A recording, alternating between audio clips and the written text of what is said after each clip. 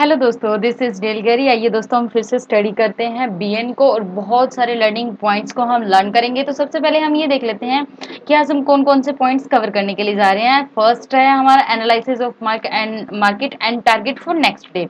Second point है हमारा one valuable point, वो मैं आपको चार्ट में बताऊंगी कि हम क्या डिस्कस करने वाले हैं।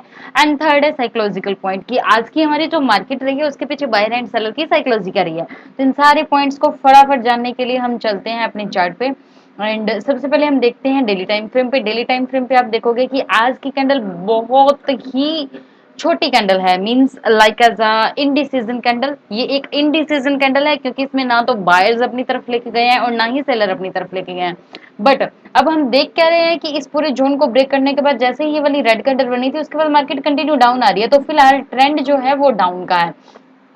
अब हम यहाँ पे एक ट्रेंड लाइन ड्रॉ कर लेते हैं जो कि हमारे लिए यूजफुल रहेगी। जब हम इसको छोटे टाइम फ्रेम पे देखेंगे तो ये कैंडल हमें सॉरी ये ट्रेंड लाइन हमें बहुत अच्छे से शो होगी कि यस यहाँ तक पहुंचने में मार्केट को कितना टाइम लगेगा एंड किस स्ट्राइक प्राइस तक मार्केट अच्छे से आ सकती है। तो ये तो हो गया हमारा डेली टाइम फ्रेम। अब हम चलते हैं 15 मिनट के टाइम फ्रेम पे। वहां हम ये देखेंगे कि आज की मार्केट क्या रही है एंड नेक्स्ट डे के लिए हमारा क्या क्या टारगेट रहेगा। फर्स्टली तो ये देखिए कि मार्केट ने गैप डाउन ओपनिंग दिया है। गैप डाउन ओपनिंग देने के बाद जो हमारी फर्स्ट कैंडल बनी है मार्केट उसी के इनसाइड ही रही है। मींस ना इसने हाई क्रॉस किया एंड ना ही इसने लो क्रॉस किया। अब यहाँ पे देखिए मैं कैंडल को ही हाईलाइट कर रही हूँ। अब आपके माइंड में ये क्वेश्चन होगा कि ये वाली कैंडल्स तो ऊपर गई हुई हैं जिसे हम फॉल्स ब्रेकआउट कहते हैं क्योंकि कैंडल की क्लोजिंग तो अंडर में ही है। तो ये हम सेकंड पॉइंट में डिस्कस करेंगे कि किस तरीके से हम इन कैंडल से बच सकते हैं या खुद को बचा सकते हैं, खुद के मनी को सेव कर सकते हैं। तो आज का जो मार्केट है वो टोटली कंसोलिडेट मार्केट है। इसमें कहीं पे भी एक अच्छी ट्रेंडिंग वाली जो हमारी ट्रेड थी वो नहीं बनी। ओके आज का हमारा पूरा डिस्कस हो गया। अब हम डिस्कस करते हैं नेक्स्ट डे के लिए कि नेक्स्ट डे हमारे लिए क्या क्या टारगेट्स हो सकते हैं। एक हमने ट्रेंड लाइन ड्रॉ की थी, ये देखिए ये वाले पॉइंट सारे मैच कर रहे हैं। तो ये ट्रेंड लाइन हमारी डेली टाइम फ्रेम पे जो हमने ड्रॉ की थी एंड जो 3 कैंडल डाउन साइड की बनी हुई है उन्हें डेली टाइम फ्रेम वहां पे भी हम देख रहे हैं कि एक ट्रेंड लाइन डाउन की तरफ में आ रही है। हम इसको और अच्छे से हाईलाइट कर लेते हैं। यस अब देखिए मार्केट को अपसाइड में जाने के लिए सबसे पहले इस जोन को ब्रेक करना होगा। ये जो डाउन साइड का जोन बना हुआ है, अगर मार्केट यहीं पे कंसोलिडेट करके अप की तरफ निकलती है, ये वाला जोन क्रॉस होता है एंड उसके बाद यहाँ पे रीचेक करके दोबारा फिर अप निकलता है तो हम कह सकते हैं कि yes that's a great up trend. लेकिन वी आर नॉट श्योर कि अपसाइड की ही हमारी ट्रेड बनेगी। इट मे बी पॉसिबल कि डाउन साइड की ट्रेड बन सकती है। अब हम कल के लिए कंडीशन देख लेते हैं कि कल के लिए क्या क्या कंडीशन हो सकती हैं। फर्स्ट की अगर मार्केट इसी जोन के बीच में ही कहीं ओपन हो जाती है, एक बार हम ये सारी यहाँ पे ड्राइंग को थोड़ा साइड कर देते हैं ताकि आपको समझने में इजी फील हो।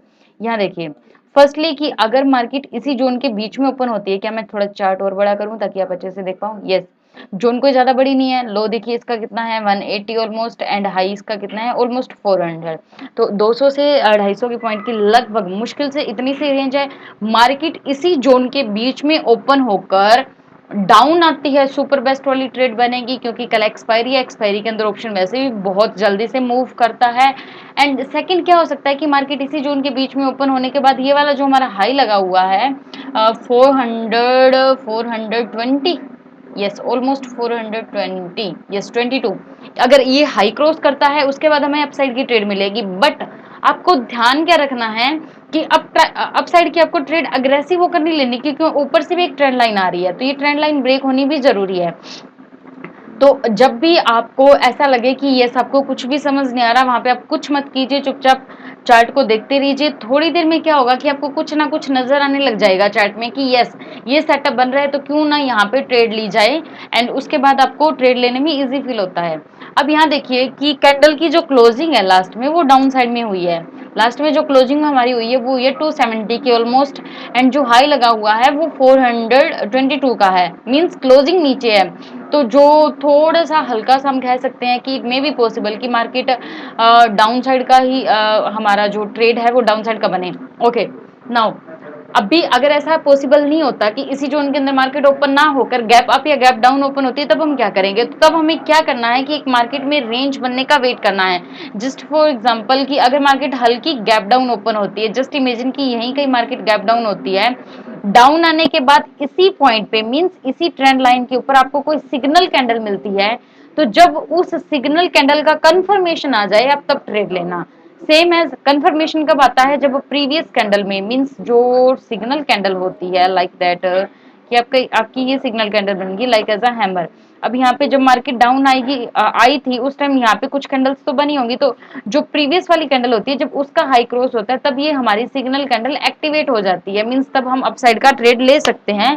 अगर मार्केट अप जाती है तो, पहले डाउन में ओपन होने के बाद अप जाती है सिग्नल कैंडल बनाकर तो। नाउ नेक्स्ट पॉइंट, अगर मार्केट गैप अप ओपन होती है तब हमें क्या करना है, मार्केट गैप अप ओपन होती है तो हमें एक रेंज का वेट करना है। इट मे बी पॉसिबल कि मार्केट इसी रेंज के आसपास में कहीं गैप अप ओपन हो, मींस ये वाली जो रेंज है, फिर यहाँ पे कंसोलिडेट होने के बाद डाउन या तरफ जिस तरफ भी मूव करेगा हम ट्रेड ले लेंगे। तो ये तो हमारा था चार्ट स्टडी। अब हम नेक्स्ट पॉइंट पे चलते हैं कि मुझे आपको एक वैल्यूएबल पॉइंट बताना है, फटाफट हम उस पर भी बात कर लेते हैं। यस, सेकंड पॉइंट है कि वन वैल्यूएबल पॉइंट। इसके अंदर जो मैं आपको पॉइंट बताना चाहती हूँ वो ये है कि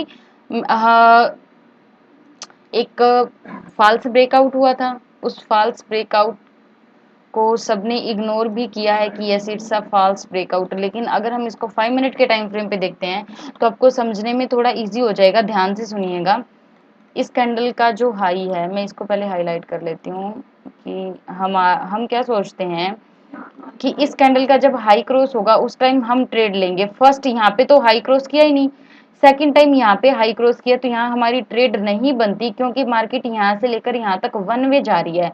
अगर इसने क्रॉस कर भी दिया, क्रॉस करने के बाद अगर यहाँ पे हाई क्रॉस करने के बाद ये यहीं पे रीटेस्ट करके दोबारा फिर अप निकलता तो हमारी अपसाइड की ट्रेड बनती है। जब ऐसे वन वे कैंडल्स जा रही हो तो निकलने दीजिए, नो वरी, लेकिन जब वो दोबारा रीटेस्ट करके आके दोबारा फिर अप जाए तभी ही हमें ट्रेड लेनी है। ऐसे वन वे में जा रहा हो तो ट्रेड नहीं लेनी। नाउ नेक्स्ट पॉइंट, अब हमारा जो हाई है वो ये हो चुका है, मींस जो फर्स्ट कैंडल का हाई था वो कैंसल। नाउ नेक्स्ट, नेक्स्ट में क्या हुआ है कि यहाँ पे ट्रेड बनी है, यहाँ पे ब्रेकआउट हुआ, यहाँ पे ट्रेड बनी, एंड ट्रेड बनने के बाद यहाँ पे एकदम से मूवमेंट आई और यहाँ पे टारगेट मिला भी है। मींस अगर आप स्कैल्पिंग करते हो तो वहाँ पे आपको 20 से 30 पॉइंट का टारगेट यहाँ आपको मिल जाएगा। और ऊपर क्या था कि 420, मींस अगर हम प्रीवियस में एक हॉरिजॉन्टल लाइन ड्रॉ करते हैं तो ये एज अ टारगेट वहाँ पे काम कर रही थी। उसके बाद यहाँ पे देखिए ये एक ट्रेंड लाइन है। अब यहाँ पे ये ट्रेंड लाइन डायरेक्ट यहाँ पे डाउन साइड में आ गया। अपना अपना सेटअप होता है, हर किसी का सेटअप होता है कि डाउन आए तब आप यहाँ पे ट्रेंड लाइन ब्रेक होने पे ट्रेड लेते हो, या डाउन आने के बाद जब दोबारा रीटेस्ट करके दोबारा फिर से डाउन आता है आप तब ट्रेड लेते हो। ये आपके सेटअप पे डिपेंड करता है।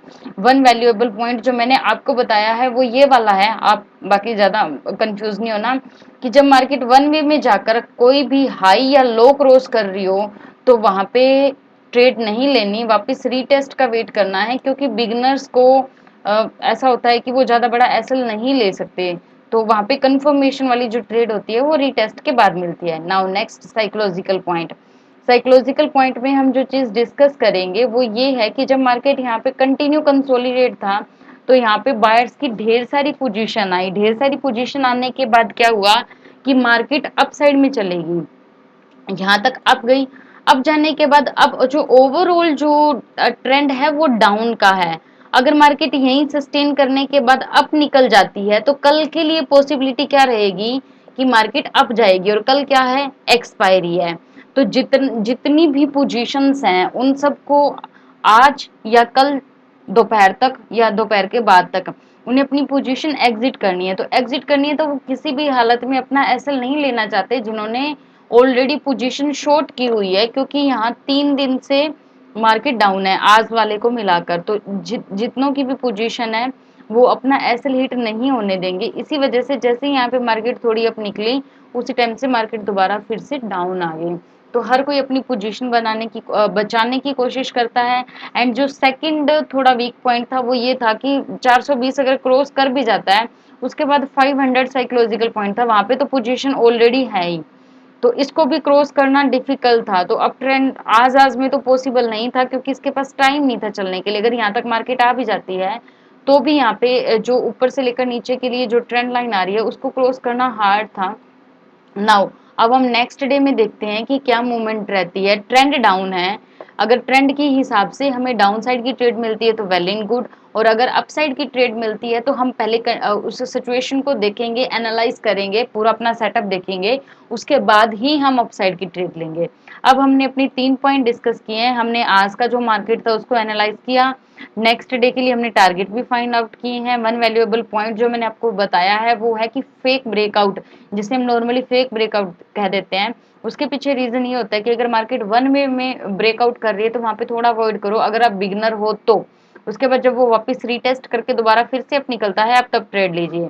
एंड नाउ थर्ड पॉइंट था कि साइकोलॉजिकल पॉइंट। साइकोलॉजिकल पॉइंट मैंने आपको ये बताया है कि मार्केट एक रेंज के अंदर थी, मार्केट ने अप साइड में ब्रेक करने की कोशिश की तो वहां पे सेलर्स की ऑलरेडी बहुत सारी पोजीशंस है, कल एक्सपायरी है, तो हर कोई ये चाहता है कि हम अर्न करें, तो उन्होंने वहां पे और ज्यादा वॉल्यूम डाला जिस वजह से मार्केट फिर से डाउन आ गई। एंड सेकंड पॉइंट ये था कि वहां पे साइकोलॉजिकल पॉइंट है, अगर मार्केट थोड़ा अप साइड में मूव करती भी है तो 500 पे बहुत ज्यादा पोजीशन है, वहां से फिर एक हार्ड हो जाता है मींस मार्केट को अप साइड में मूव करने में, क्योंकि ट्रेंड डाउन है, तो उसी ट्रेंड के अंदर रही है, मींस कंसोलिडेशन के अंदर रही है।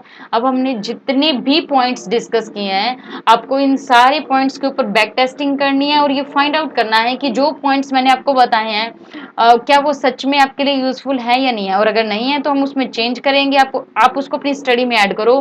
कोई भी प्रॉब्लम हो, आपको कुछ भी क्वेरीज हो, तो आप उसको कमेंट सेक्शन में कमेंट कीजिए, फिर हम उसको डिस्कस करेंगे। और अगर आप ज्यादा जानकारी सीखना चाहते हो, कोई भी नॉलेज लेना चाहते हो, तो लाइब्रेरी ऑफ चार्ट के नाम से टेलीग्राम चैनल है, आप उसे ज्वाइन कर लीजिए, जिसमें हम हफ्ते में 3 से 4 बार जूम मीटिंग करते हैं एंड डेली एनालिसिस ग्रुप में डालते हैं। Thank you so much, God bless you, take care.